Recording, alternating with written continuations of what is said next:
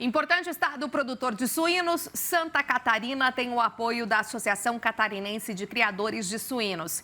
Recentemente, houve uma assembleia com as pautas prioritárias do setor. A gente vai falar agora ao vivo com o presidente da CCS, Losivânio Luiz de Lorenzi. Oi, Losivânio, muito bom dia. Eu gostaria de saber dessas pautas prioritárias que foram discutidas e como está a rentabilidade dos suinocultores do estado catarinense, que é um importante polo produtor do país e de exportação também. Bom dia e bem-vindo. Bom dia a você, agradeço sempre a oportunidade. E, claro, as pautas prioritárias do setor são sempre as mesmas por problemas que não são resolvidos durante o tempo bom, eu diria, da suinocultura, que são poucos, e que nossos governos aí não fazem a parte dele. Nós trabalhamos nessa pauta a questão daquilo que o ano passado o nosso governo do estado nos auxiliou na questão de impostos, de juros, melhor dizendo, que os produtores estavam e ainda estão, mas na época era uma dificuldade ainda maior, principalmente o produtor independente, buscar recurso aos bancos pela alta taxa de juro, e o governo, então, junto com a Assembleia Legislativa, colocou aí um percentual de juros de até 5%, eles estariam pagando para quem financiasse a atividade para continuar acreditando na mesma. E esse valor foi somente para um ano, e como a dificuldade ainda continua, que o ano passado, em março do ano passado, a gente fez aquele movimento lá em Braço do Norte, mostrando a dificuldade toda que o setor enfrentava, e agora nós continuamos com essa dificuldade. Passado um ano, teve produtores que fez o financiamento para 2 anos na atividade, e agora, então, ele vai ter que arcar com 100% da taxa de juros. Solicitamos ao governo que seja prorrogado, que busque alguma linha de recurso para prorrogar para quem financiou para 2 anos esse valor de 5% para não onerar cada vez mais o produtor. Outras questões na área ambiental também, que nós estamos vendo que há uma pressão muito forte, embora Santa Catarina faz um trabalho de excelência, mas cada vez mais vem exigências com relação a isso. A questão de mercado, de tentar aumentar volume de exportação, o governo poder fazer algumas missões internacionais para ver se melhora essa questão, para tirar esse excedente de carne que nós temos no mercado interno, porque hoje a crise ainda continua. Além de ver alguma questão de tributação da própria carne suína para o mercado, onde baixe ainda mais para o consumidor, para também regular essa oferta com a demanda, então, com a procura. Então, isso seria algumas questões que a gente tem levantado para que o governo possa nos auxiliar e também as próprias indústrias diminuir a produção, porque a cada ano, além de nós melhorarmos o índice de produtividade, aumentamos o peso de carcaça no animal e aumenta-se a produção. Então, isso não comporta mais no mercado. Então, nós temos que ter uma regulamentação sobre essa questão de crescimento desordenado da nossa atividade. Entendo. E falando, claro, né, a gente trouxe lá na época em Braço do Norte toda aquela movimentação, mobilização com exclusividade aqui no nosso Bem da Terra sobre principalmente os suinocultores mais independentes, né, e toda a situação que enfrentavam. Então, de lá para cá não teve tantas aí prerrogativas, melhorias, digamos assim, Losivânio. Sem dúvida, se nós analisarmos em 2019, início de 2020, antes da pandemia, nós tínhamos o milho em torno de R$ 42 a saca, o farelo de soja em torno de 1.700, 1.800 a tonelada, e quando passou a pandemia veio a guerra também da Rússia com a Ucrânia. Para ter uma ideia, o ano passado nós tivemos uma média, em 2021 ainda, de R$ 102 a saca do milho, e o ano passado R$ 100,2 a média. Então, você vê que o preço do suíno não passou de R$ 7,50 para o produtor independente, com um custo que chegou a R$ 8. Então, a gente vê que o prejuízo ainda continua na atividade. Agora nós temos uma amenização nos custos de produção, mas se nós avaliarmos o preço do suíno, que teve a R$ 7,80 no início de março, hoje está em torno de R$ 5,30. Então, isso também, apesar de ter caído o custo de produção, caiu também o valor para o produtor, fazendo com que ele continue ainda com aquela margem de prejuízo dentro da atividade, o que está ocasionando um problema muito sério de muitos que ainda estão desistindo da atividade, mas outros sem ter aonde vender o animal, e ele vai ganhando cada vez mais peso dentro da propriedade rural. A gente sabe que nas exportações também houve uma diminuição de $250 a tonelada, o dólar um pouco mais baixo do que a média do ano passado, também isso influencia na rentabilidade das empresas que exportam, e toda essa dificuldade nós estamos tendo no mercado. Hoje não é só uma crise do suinocultor, é a crise realmente da suinocultura. Por mais que a gente está exportando, e ainda bem que estamos batendo o recorde de exportação para não ter um problema maior agravado dentro do nosso país, mas ainda assim nós não estamos conseguindo botar rentabilidade no campo. E hoje a dificuldade não é só mais o suinocultor independente, é o suinocultor integrado, é o suinocultor cooperado, por todos esses problemas que vêm ocorrendo no mercado.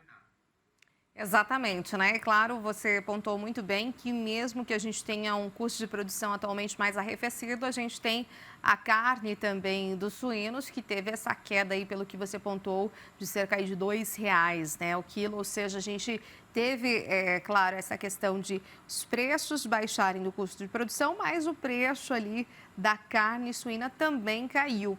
O que fez, né, a demanda não estar tão aquecida assim pela questão de um arrefecimento ali também no preço pago ao produtor? O que tem acontecido, Losivânio?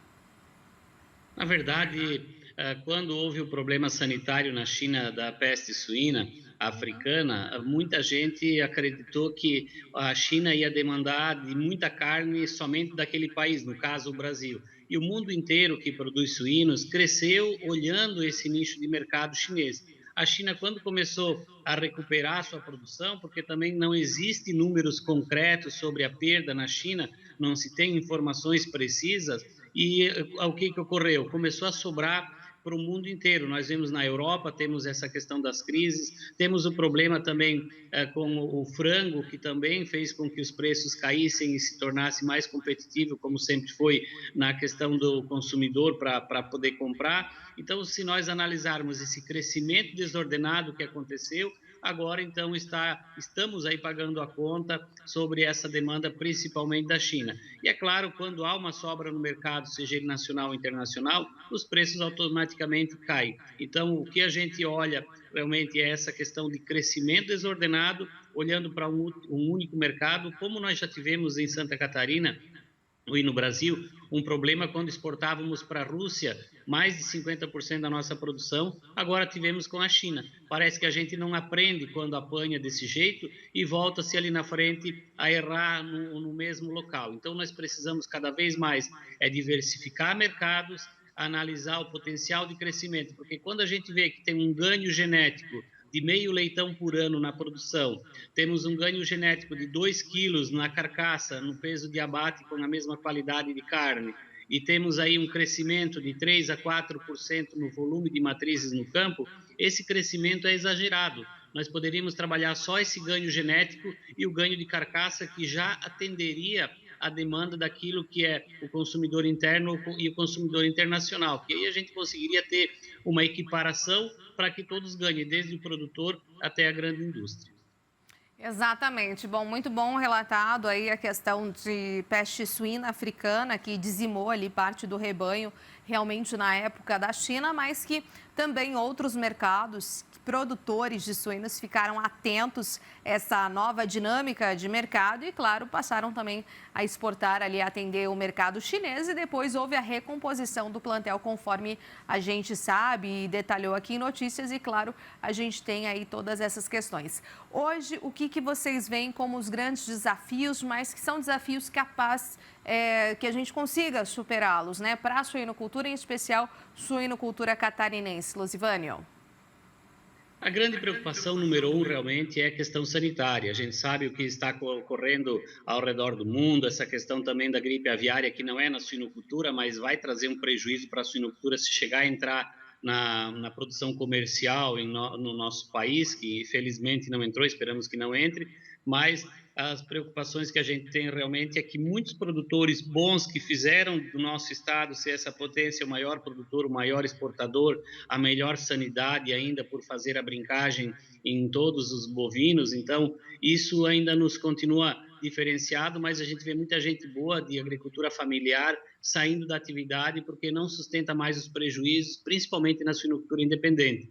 E a gente vê também a pressão das indústrias, até pelo mercado propriamente dito, para diminuição de custos, fazendo com que os produtores médios e pequenos não se encaixem mais no modelo de produção que elas estão buscando, cada vez sendo mais concentrada a produção para a diminuição de custos. Então, a preocupação que a gente tem justamente é essa: manter a nossa sanidade, manter o nosso produtor ativo, independente de onde ele está e do tamanho que ele seja, mas com qualidade de vida, como teve até há poucos anos atrás, porque nos últimos 2 anos e meio a gente não conseguiu mais manter essa qualidade de vida no meio rural por essa falta de rentabilidade. Então, nós, por sermos um estado de pequenas propriedades, pequenas áreas, nós temos que pensar uma alternativa para que esses produtores continuem fazendo aquilo que eles sabem de melhor e que têm amor por aquilo que ele faz, que é produzir um suíno de excelência, de qualidade, mas precisamos manter eles ativos lá no campo. Perfeito, então, Losivânio, obrigada aí por todo o overview, panorama da suinocultura catarinense, que tem esses desafios também de sanitários, de biosseguridade, para que realmente essas questões sanitárias que chamam a atenção ao redor do mundo e ainda bem evitadas aqui no nosso país, devido à nossa capacidade aí sanitária e realmente de entendimento do quanto é um setor tão importante economicamente e, claro, para a atividade aí de diversas famílias também, bem como o seu consumo. A gente, claro, de olho e cada vez mais atento a essas questões sanitárias e de biosseguridade. Obrigada, viu? Um excelente dia. Igualmente para vocês, obrigado pela oportunidade.